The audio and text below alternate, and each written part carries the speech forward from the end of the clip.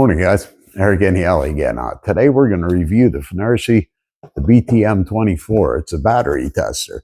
It also has a charging system and a starting system checker on it too. So we're going to run it through the ropes. I got a pile of batteries behind me. We're going to hit various states of charge. One's out of my van, actually. I hope it passes, but there's a bunch I want to run through, and there's two different kinds of battery testers. There's a kind that puts a load on the battery, and then there's what they call an intelligent battery tester. This is an intelligent battery tester. That's what we're going to be checking. A lot of you guys, I know you're going to say you could do the same things with a meter. That's not what this is about. We know that. We're looking for the convenience in one tool that for under $40, and I want to keep that price at under $40 because what we're going to compare it to is just another battery tester that's a totally different type. And we're going to see on two of the batteries anyways, it's a load tester. You don't want to load test batteries that aren't cranking or rated for cranking.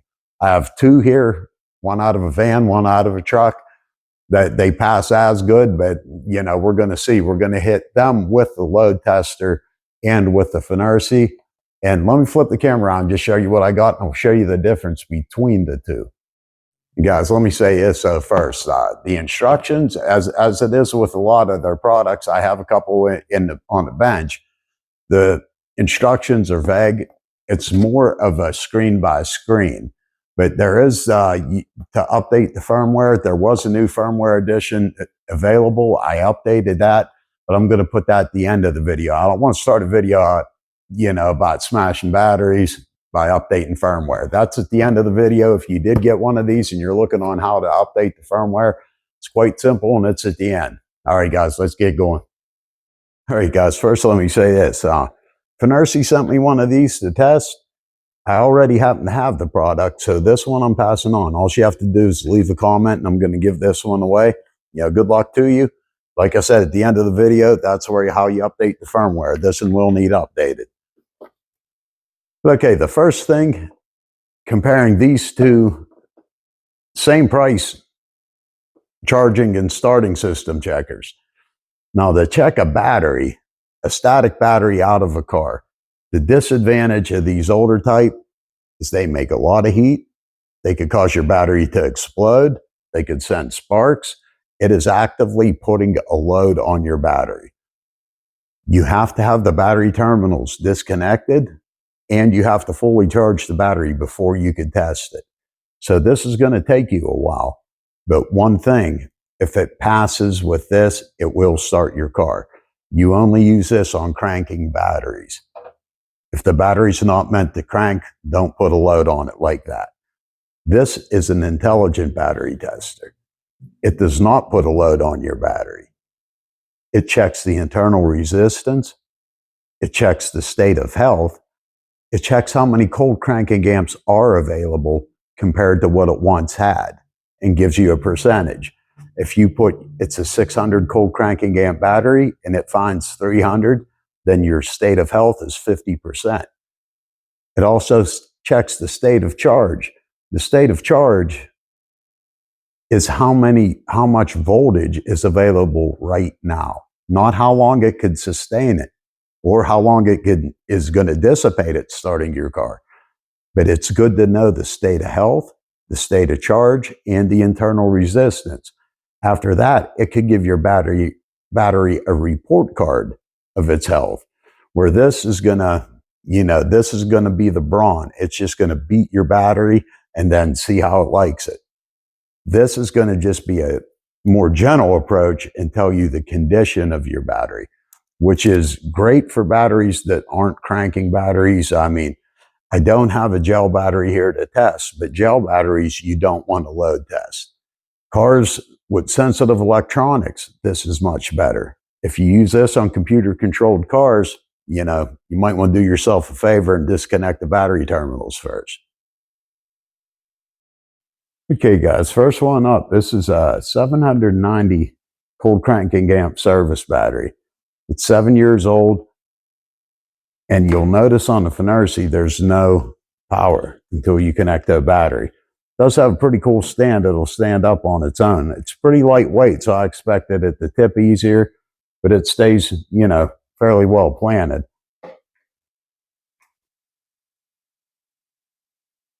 Whenever you do connect to a battery, the menu comes up. Let me get you a better view of that. And the first selection is battery. It does 12 volt, 24 electric vehicle batteries. But one thing I will say is once you make your selection, just don't hit the OK button yet. Use the down arrow to move. If you hit the OK arrow, it just runs the test. It has unknown battery function, cold cranking amps, and has for lithium ion. Has some English, German, Japanese, and either grid base or Great Britain. Grid base would be pretty old tube stuff, but cold cranking amp, and then you move down again, and here's where you adjust your CCA of your rated battery. Once you have that in, just hit the OK button. That's pretty cool, 99% battery capacity. The battery life is normal. Found 700 CCA. The internal resistance was 2.42. The voltage is 12.7. That sat since last night, so there's no top charge on it. That's a pretty decent test. Or is it? That's at 99%. Now we're going to hit this one with the load tester and see if it looks that good. See, guys, I'm not lying, 1119. And I got this out of a Dodge Caravan, so it was already, you know, used when I got it. It was just in good shape. That's why I saved it. But that just said it was 99% health. Let's see what the load tester does. All right, guys, for the load test, if you could see the 800 mark here, let me zoom it in a little bit. We're going to be going pretty close to that. I'm going to hold the button down until it beeps.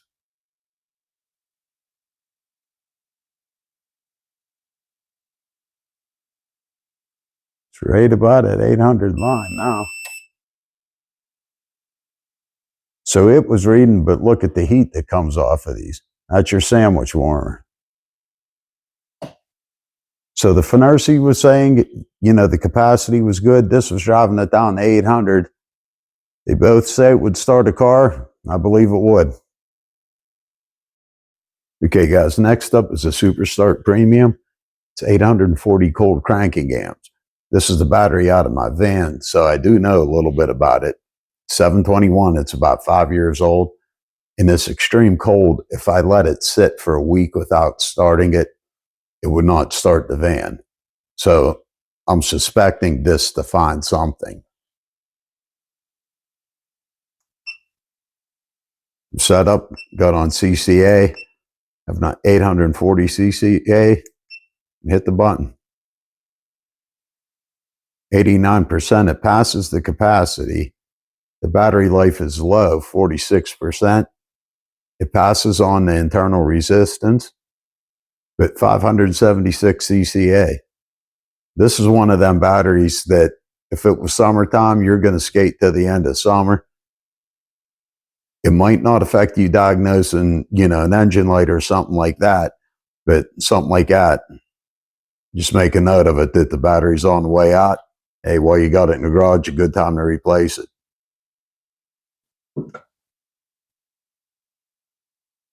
Okay, guys, this is going to be the last one we load test. Last of the crankers. Going to hold the button down until it beeps. Watch that gauge. It's going a little below 800 right now.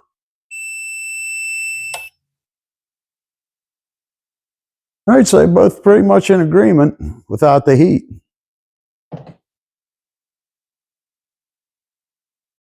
All right, guys, next up is a Door-Last Gold out of Harley-Davidson. I know this battery is bad. It's rated at 310 CCA. We'll see if the Fnirsi picks it up. Got 12 volt on CCA. We're going to go to 310. Then I'm going to just hit OK. Oh, 25%. Battery life low. 12.16 volts, it found 175 CCA. But look at that internal resistance, 16.81 milliohm. So that's, quite a difference. And we know this battery's bad, so it just confirmed that. That's pretty cool. I'm glad it wouldn't have passed. It didn't let a battery pass that I knew was bad. So that's thumbs up for that test. All right, guys, next up's brand new out of the box motorcycle battery. It doesn't have any CCA rating on it, but a safe bet for small batteries like that. Even if they do crank, or if they're not listed, you could go with 180. Let's run the test. 12.65 volts, 231 CCA, 11.88 milliohm. The capacity is 97% good, 100% battery life. All right, so that told us what we should expect out of a brand new battery.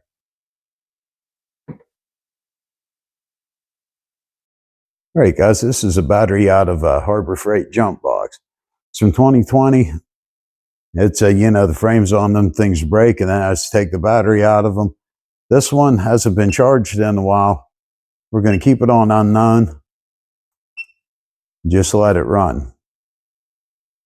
12.23 volts. It only found 9 CCA. That box isn't going to jump too many cars. Resistance internal, 119.78 milliohm. 20 to 30 milliohm is what a good healthy battery would be. So that's way over on internal resistance and under on everything else. All right, and this is the same battery, or same type of battery. It's out of a Harbor Freight jump box. This one actually does jump cars. Should have a charge in it right now. I don't know how much, but that's the thing about this type of battery charger. It doesn't have to be fully charged to give you an assessment of its health. Same thing, we'll keep it on unknown.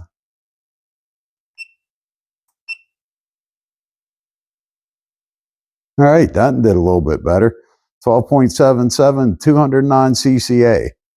And you see the internal resistance, we're like a 13.44 milliohms. The other one was over 100. So, you could see the internal resistance does play a big factor in just the overall report card of your battery.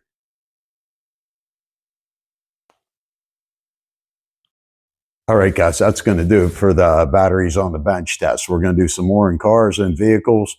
I'm going to bring Aaron's charger in. We're going to do the charging and the starting test on it, check the battery in it. But one thing I want to mention, we talk about internal resistance of the battery. I don't want you going out there and hooking your meter up in ohms across the battery. It could damage your meter. I'm going to just show you, and with another Fnirsi, but you need an amp clamp and you need something, battery clamps, to measure the voltage drop as you put a known load. The amp clamps, we're going to just measure the load tester, how many amps it's drawing, and then we're going to measure the voltage drop. Now, it's a kind of a gist of it test, but we're looking for 20 to 30 milliohms. That's not much. We're going to use Ohm's law to figure it out. And as long as you're close to that, these numbers fluctuate. As you keep the load on the battery, the numbers are going to fluctuate. You want to apply the load, wait a couple seconds, and then see how many, check your amperage and your voltage. This will do them both at once. You can use different meters. Okay, guys, I got the load tester connected across the battery. Now I have 2 leads going to the amp clamp. Now the voltage we're getting is 12.8. And we're going to put the clamp around the positive. And then I'm going to apply a load. And we want to see how much amperage it's pulling. And we want to see what the voltage drops to.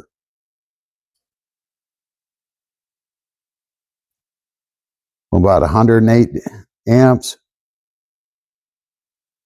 We'll say 10.4. All right, guys, forgive my chicken scratch, but this is our battery resting voltage, 12.87 volts. Under load, it dropped to 10.40.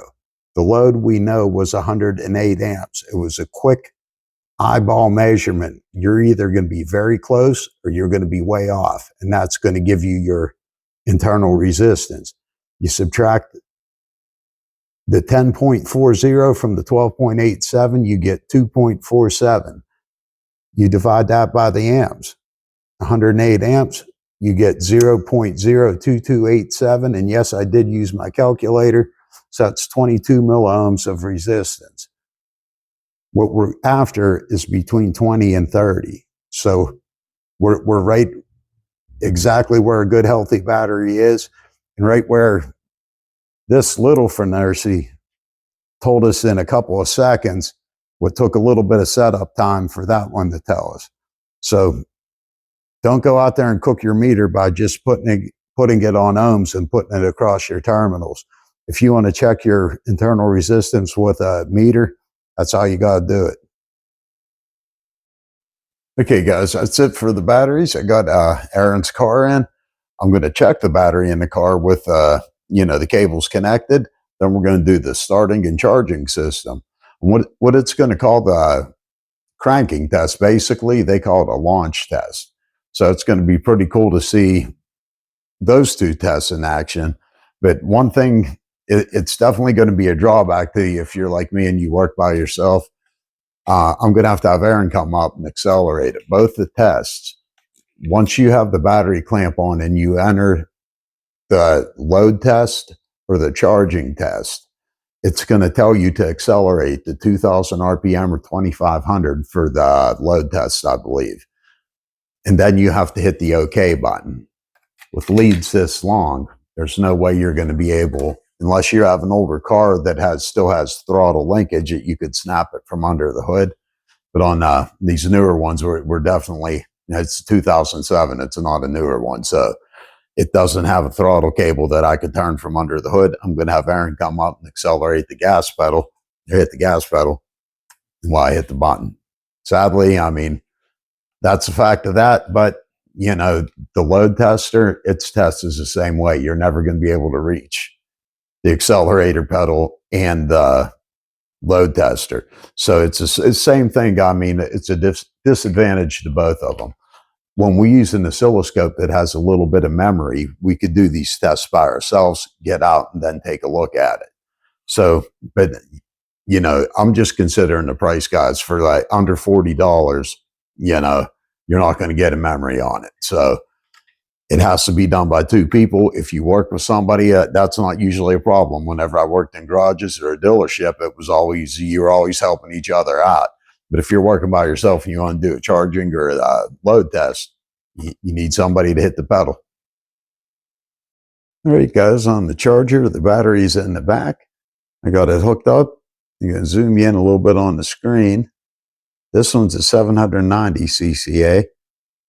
You just hit the OK button. 82%. Okay, battery life good. Internal resistance is great. Found 853 CCA. So that's pretty decent. 12.5. That's pretty close to being good. I mean, 12.6 is a fully charged. Didn't do too many things that would draw the battery down. This is the first time I put the clamps on it. So 82%, that's what you're going to expect.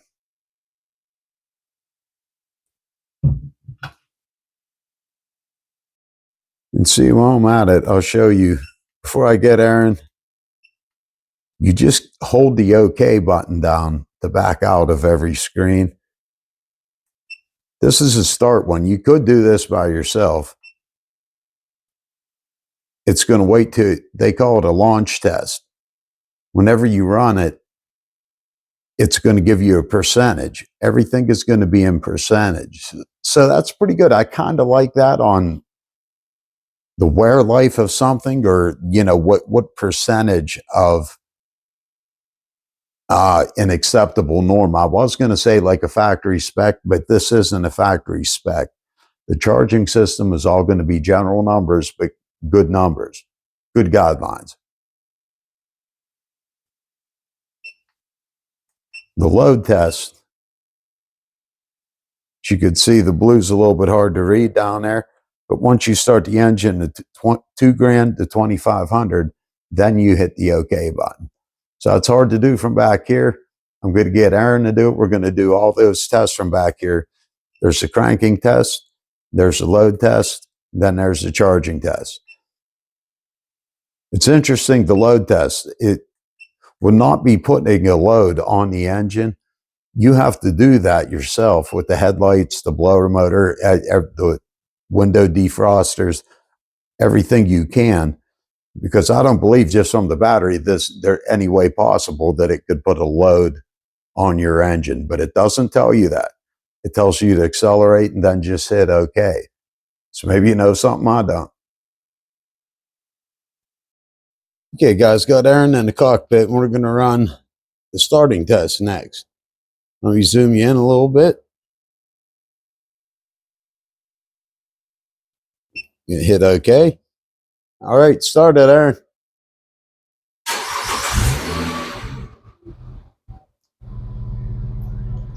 Launch performance is good, 95%.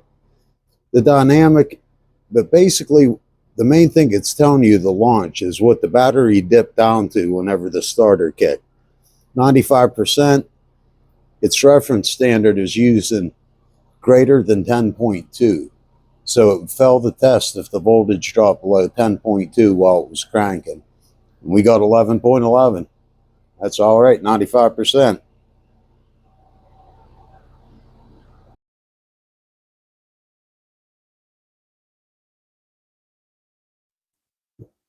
Okay, next we're moving on to the load measurement. Oh, but I already took the test. I just hit the OK button. Okay, Aaron, start it up.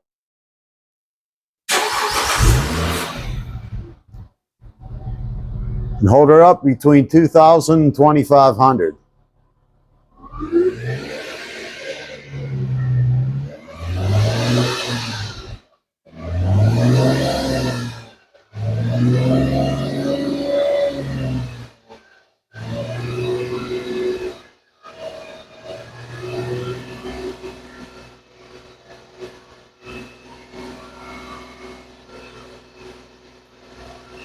Okay, I'm gonna hit the test button.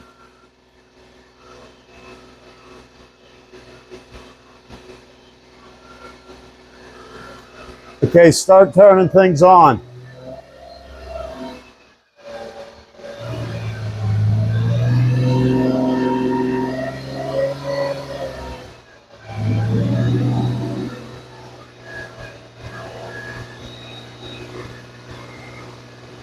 Okay, 97%. And what it's looking for is less than 13.4. And the minimum the battery drop with everything on is 14.31. So that's a pretty cool load test. Well, you know how the alternator's doing under demand.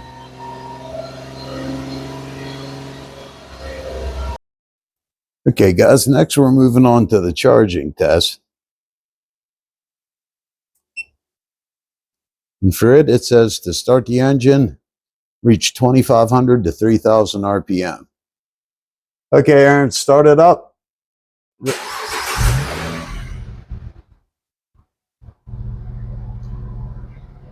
Okay, and rev it up between 2,500 and 3,000.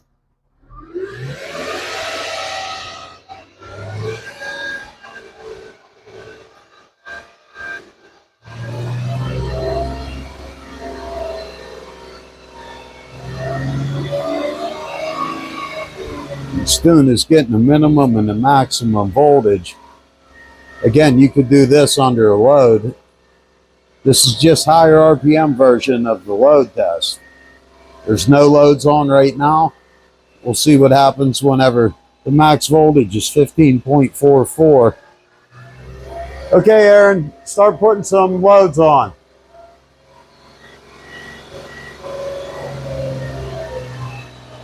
You can see it on the little graphing part where it dips.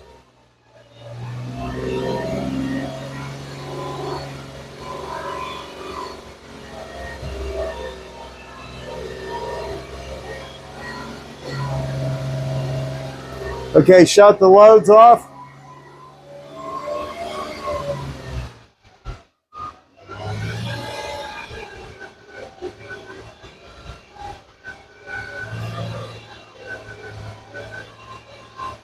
You see our dynamic charging rate. The minimum voltage with all the loads on, we were still down to 13.66. 100% on the percentage it gives it as a rating. Okay, shut it off, hon.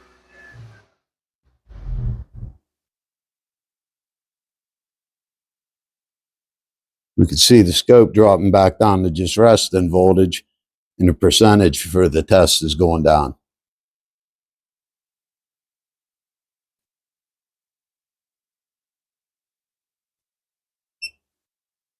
All right, guys, so far the first impressions with this tool, the BTM-24, is the instructions are very vague, and there was 2 YouTube videos. I even looked on there, and I even used AI to see what the difference between the load test and the charging test were. Both of the instructions on the actual unit is to take it up for first for the load test, to take it up to 2,000, 2,500, 15 seconds, hit the button.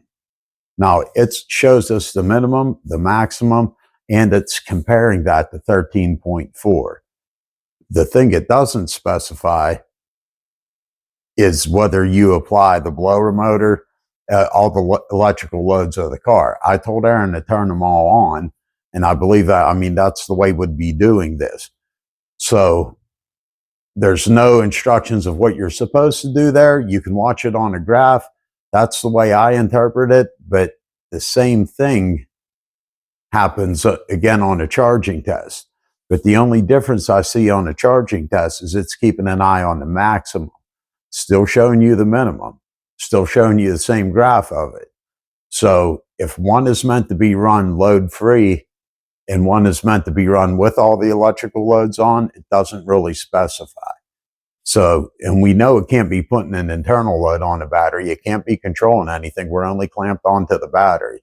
So that is the only part I don't understand why it's 2 different tests, because it seems like it's the same test.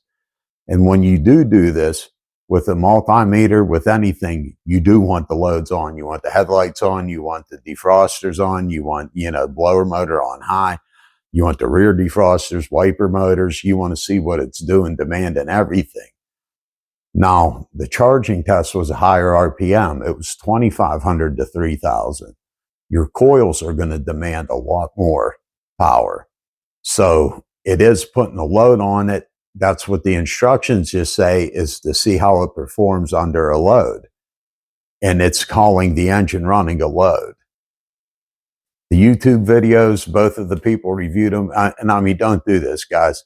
They reviewed the tool. They did everything you could do one person. And then they did not do the charging and starting test.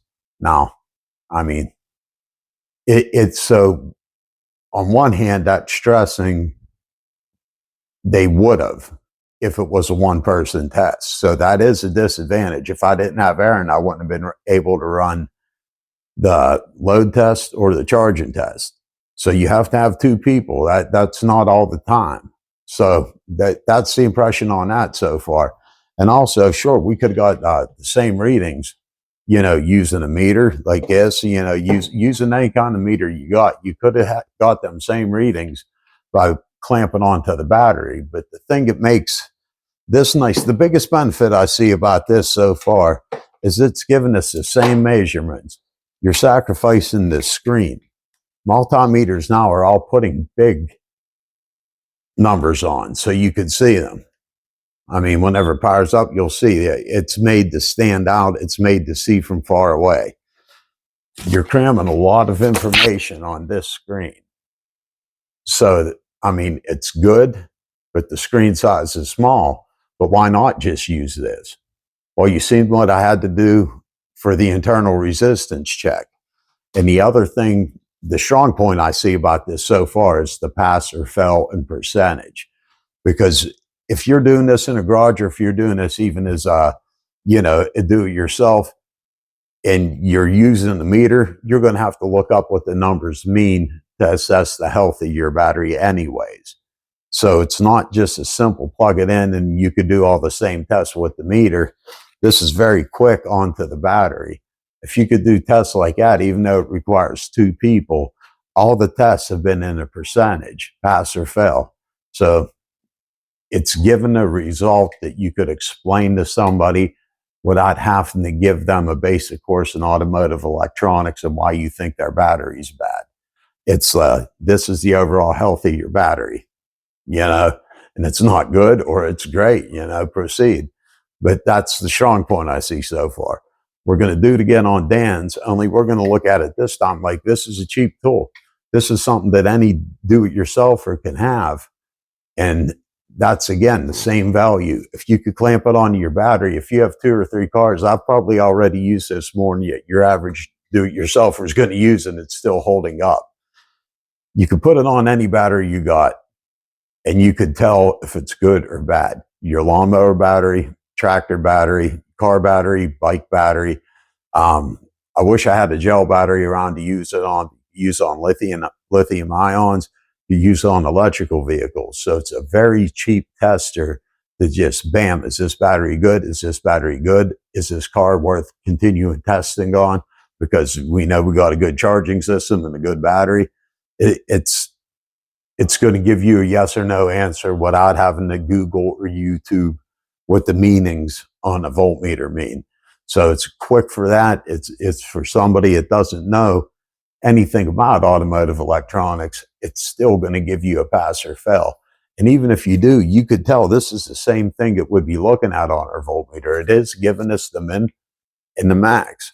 So we know how low the battery dipped, and we know if it goes over 15 volts, only on our multimeter, when it hits 15, we don't know if that's good or bad. This flags it bad.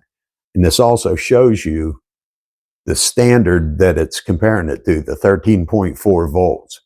So it's given a number there that you don't have to explain. You just say, hey, look, it's bad. That's very convenient. Good for us guys, good for do-it-yourself all the time. All right, guys, we're going to do it again on a different car. We're going to do it from the perspective of just a quick, is one continuous motion. We'll have Aaron, rev it up again, but it's going to be check the battery, check the charging system, check it with a load test on, and see how quick you could do it just to check it out to see if it's worth going after that engine light. All right, guys, I'm showing you this for a reason. There's another test we always do whenever you test the charging and starting system in the battery of a car. You always check for AC voltage on the alternator. And this did not display any AC voltage. The car passed. What the specs are going to be is if you test right from the big wire on the back of the alternator and ground to the alternator case. If you have 100 millivolts, you're great. If you have 200, you're still golden. If you get up to 300, you're looking at a diode starting to go bad. Anything other than that, higher than that, call the alternator. And this is just what I want you guys to do. If you've ever called an alternator because of AC voltage, or if you ever had any issues with AC voltage on an alternator, leave a comment. I mean, this is a new tool. If they get a little bit of feedback like that, maybe they could add it quite simply. But let me show you what I got going on. To the alternator, I got the red wire going to the nut, the heavy wire on the back of the alternator. The black wire is just clamped onto the case of the alternator. In this case, I got the Fnirsi hanging off of the engine hook, or the hood hook. Let me see how far I could zoom you in there. All right, I'm going to just start the car at idle with no loads on.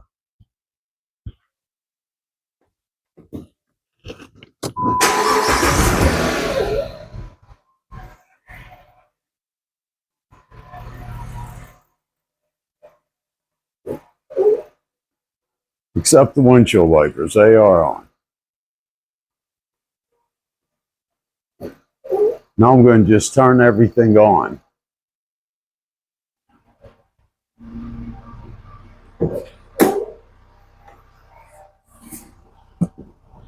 Because the headlights, high beams are on, blower motor, it's on defrost, rear defrosters. Now I'll even move the power window a little bit. I can't see what it's doing. If the AC voltage is going up or staying the same.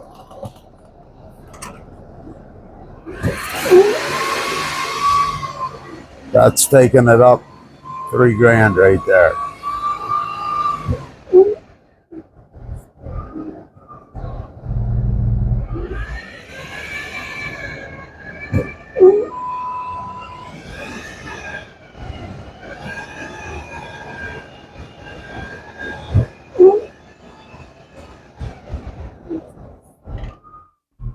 Okay, shutting everything off.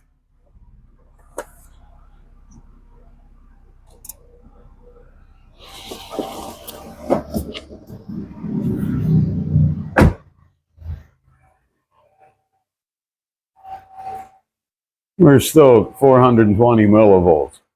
That would definitely be enough to call an alternator.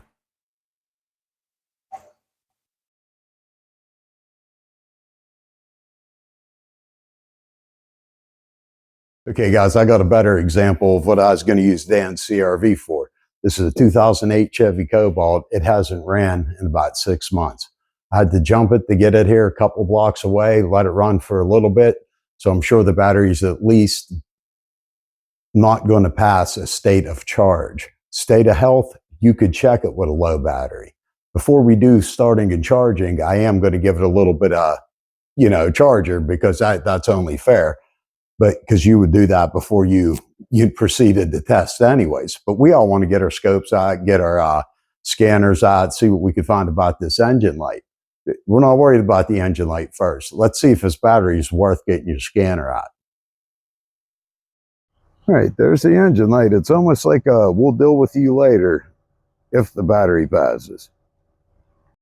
Well, that's another thing to point out, guys. The Fnirsi said this battery in my little jump box here, jump bag, it said it was a good state of health and a good state of charge. Jumped this Cobalt after 6 months of sitting. So it was definitely right on my jump bag. All right. The battery will not restart the car after driving it around. I took the battery box off it and it will not restart it. So how much voltage is not enough?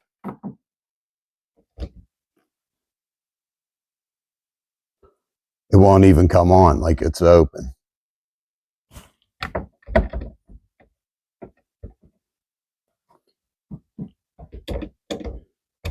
Nope. It's a pretty easy test.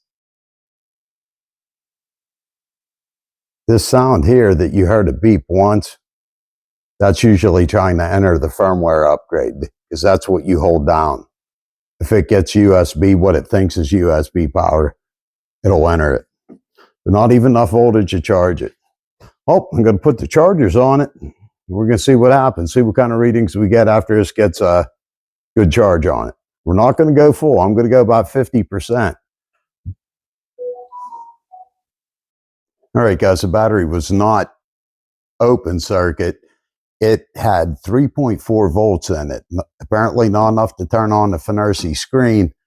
So it would not even turn on the dash lights again with even a 15 amp charge. It would not stay on even a trickle charge. It said battery failed. I used the recondition mode. It works a couple times, at least enough to get it running. It said it reconditioned it. It says the battery's fully charged. So it's a good chance to check it out, because it's about 5 out of 6 times that thing did work, but you never know the condition of the battery when when it's leaving. So I'm going to just go to battery, 12 volt. We're going to go to CCA. And remember, don't hit the OK button. That will run the test. It's a 600 cold cranking amp battery.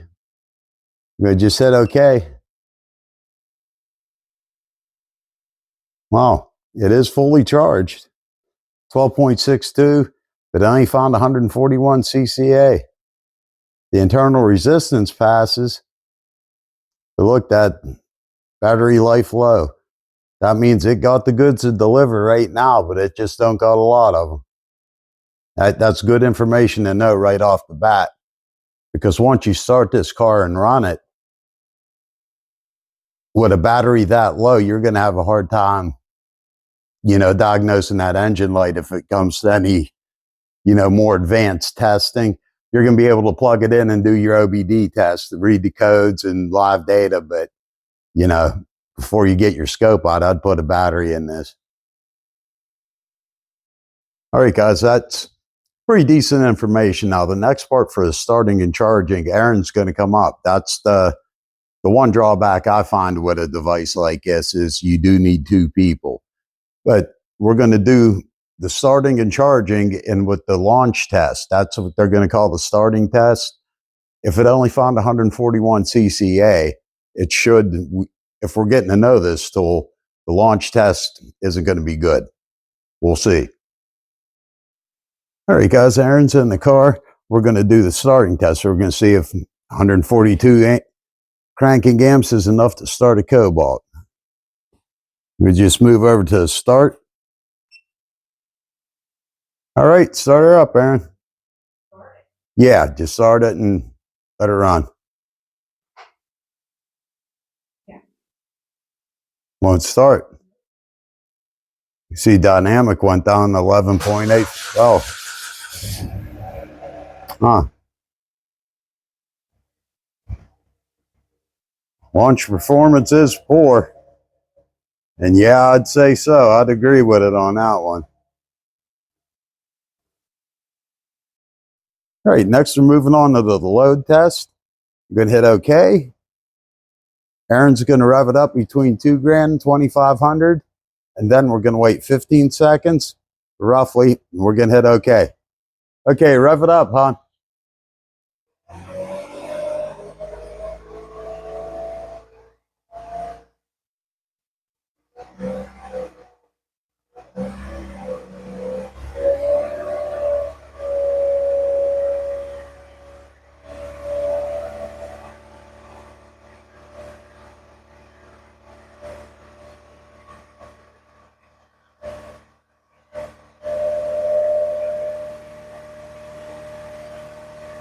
All right, we're going to just hit it.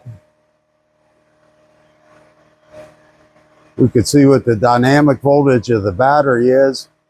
Its minimum voltage is 14.75, and its standard is greater than 13.4. So far, this is passing basic test. Now we're going to apply the loads, the headlights, the heater motor, everything. All right, Aaron, start turning stuff on.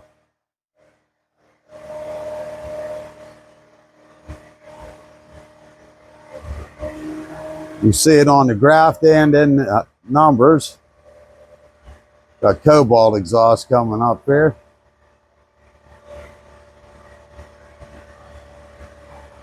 Okay, fully loaded. Staying at 14.66. So we know at least the alternator is going to be trustable. And this test does not end. You could keep monitoring this.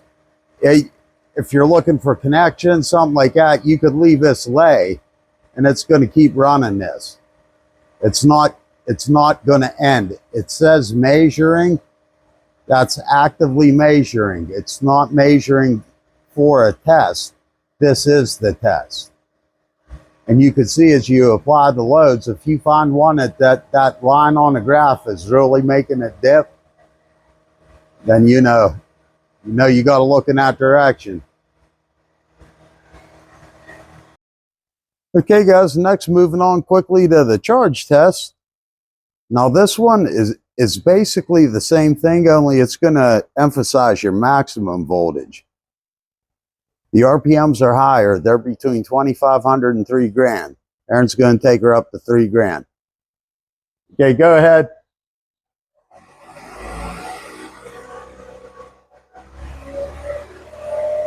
And there's no time waiting for the 15 seconds like the previous test.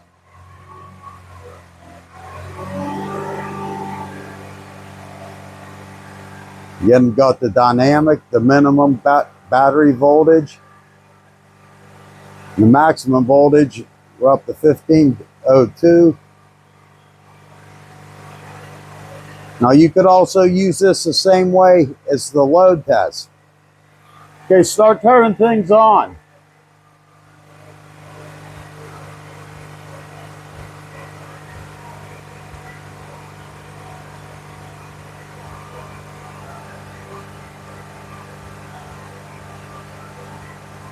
You're watching your dynamic, you still got the minimum and you still have your maximum voltage. So you could use this like the load test. Same thing, apply the load, see how low it dips. But you're getting all three of the same readings, only this one's emphasizing the maximum voltage.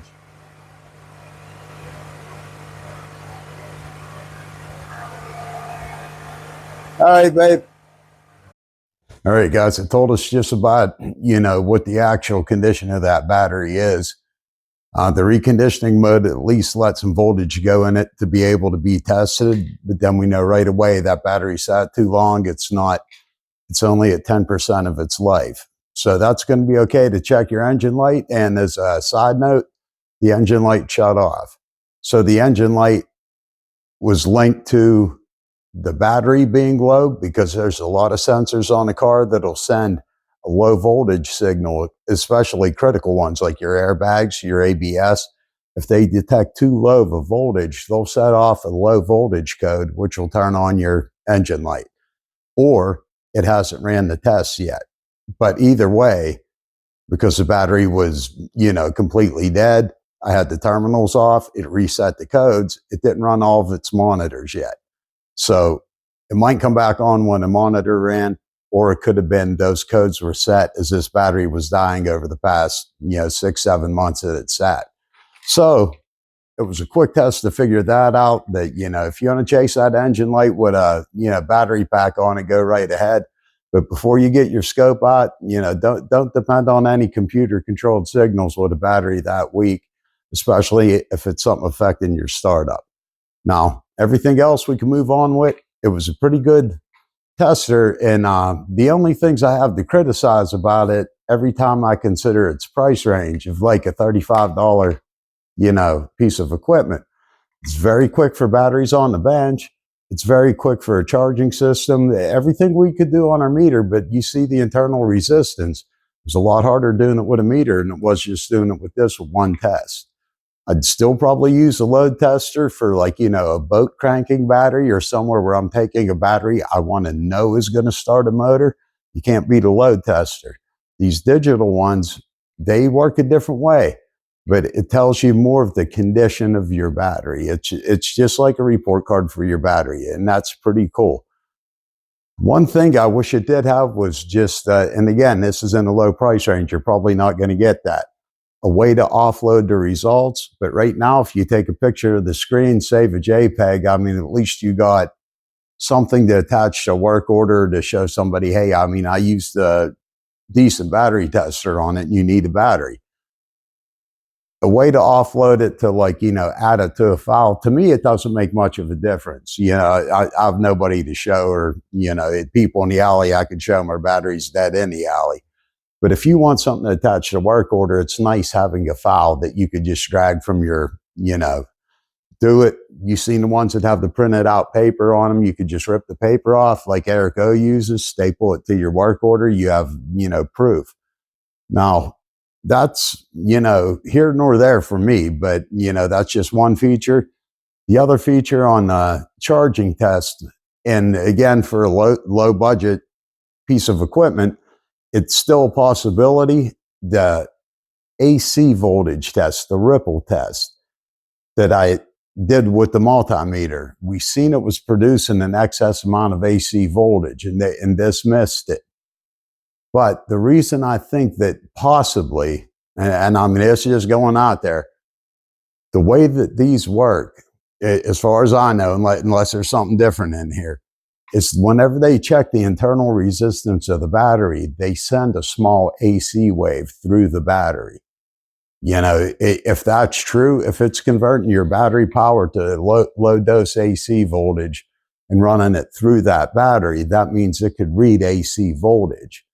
even if you didn't do it like I did it off of the alternator, even if you do an AC test on the battery clamps itself, where this would be, you would see that AC ripple. So I wouldn't expect that test on a meter this cheap, but being it is using AC and can possibly read AC coming off of an alternator, that would be a great improvement.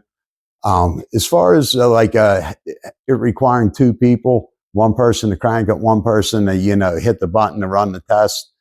Again, for this price range, it's still going to be a tool I'm going to take out of the box and check out, basically any card has any issues, electrical issues or engine light. This is going to be the first thing. I charge a lot of batteries for different things, quads, motorcycles, boats. So it's good to check your batteries and just to stay the health of them. It's good to have that peace of mind. So for the price, this is a great little tool. I mean, I am going to use this. I have one to give away. All you have to do is leave a comment in this video. Next week, we'll pick a winner. This one's unopened. So I saved the boring stuff, updating the firmware to last. So if you're the winner, you do have to update the firmware. You can. There's a new version available. So I updated this one. This one's still sealed. So whoever gets it, keep watching. If firmware upgrading videos bore you, stop here. All right, guys, thanks a lot for watching. I mean, it's a pretty decent tool. And as always, if you're going to review a tool for anybody, put it through the beating. I mean, the ones I looked through only reviewed half the test, and that was because it did take two people. But if you're going to review a tool for anybody for free and put it online, go get a second person. I mean, do the whole test. That's all I could do on this. I'm sorry I don't have a gel battery or anything else to test it on, like a lithium ion or an electric vehicle. But as far as my little bay, they're mostly 12-volt batteries and, in the car or truck. And I did everything I could with this one. Hope you enjoyed it, guys. All right. Take her easy. Adios. Okay, guys, and just a final note on it. I think it's kind of impressive. I did know the condition of every one of the batteries on the bench, just like, from experience. I've had them since they were new or close to it. The life of the oldest one, the service battery, it tested the best. That was a little bit of a surprise, but I knew that was a good battery. It found the dead battery. It found the weak battery. It found the battery in this, even though a smart battery charger said that the battery restoration was successful, and it charged it up to 12.65 volts, and it says it was good and ready to go. Cobalt didn't want to start right away. It starts up now. It said it had 10% health left. It only found 131, 141 cold cranking amps, and that's what it sounded like when it started. So it's given good, accurate readings. The screen's a little bit small, but I mean, I could see it without readers. Sometimes I need the readers, but now I know where everything's at, not so much. But I did know the condition of all those batteries, and it hit that on. The brand new one that was still in the box that even hit that, it was, 100% health. So all in all, guys, good tool for the money. And I'm going to leave a link to their site down on the bottom of the page or in the comments. If you click on the link, I'd appreciate it. Just go that'll let Fnirsi know you've seen the video, or, you just came to say hello. All right, guys. Adios. Okay, to update the firmware, we're going to find the BTM-24 on the Fnirsi site. This is a good place you could get the manual if you want to look at it on your laptop, tablet, or phone. We see there's one update. We're going to download it and open the file. Then we're going to open this folder. But what you're going to want to do is go to your downloads. It's a zip file. You have to extract it. Then open it up. Then right now is when you want to hold the down arrow on the BTM-24 and plug in the USB connection. Update should flash on the device screen. On your computer, this should show up. Now, the only thing you do is you take just the bin file and drag it into its directory.